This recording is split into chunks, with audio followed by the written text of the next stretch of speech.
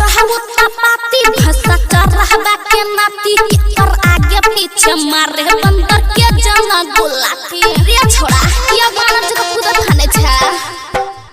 सब छोरा पाती भसा कर रहबा के नाती कर आगे पीछे मारे बंदर के जना गुलाती हमर चढ़ली जवानी के सीचे चाहे छे हमर चढ़ली जवानी के सीचे चाहे छे महंगा वाला लोहंगा के डोरी खींचे चाहे छे महंगा वाला लोहंगा के डोरी खींचे चाहे छे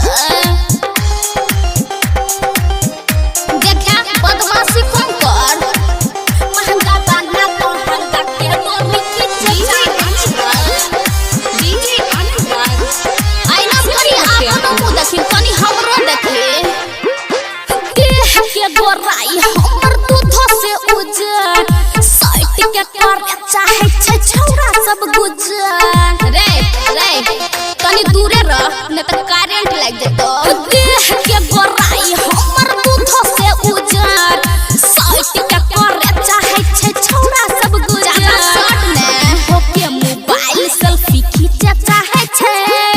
ओप्पो के मोबाइल सेल्फी खींचे चाहे छे महंगा वाला लोहंगा के डोरी खींचे चाहे छे महंगा वाला लोहंगा के डोरी खींचे चाहे छे रे छोरा बेसी धाधा ने तो भुटा जबे महंगा वाला लोहंगा के डोरी खींचे चाहे छे डीजे अनुराग हो भाई बुढ़वाई के धाधा बैठा हो छोरा सब छै लफंगा नै छै इज्जत लिहाज हरदम मांगे उहे चीज एकर गंदा छै मिजाज बेसी ताक न त आंख फोड़ देबो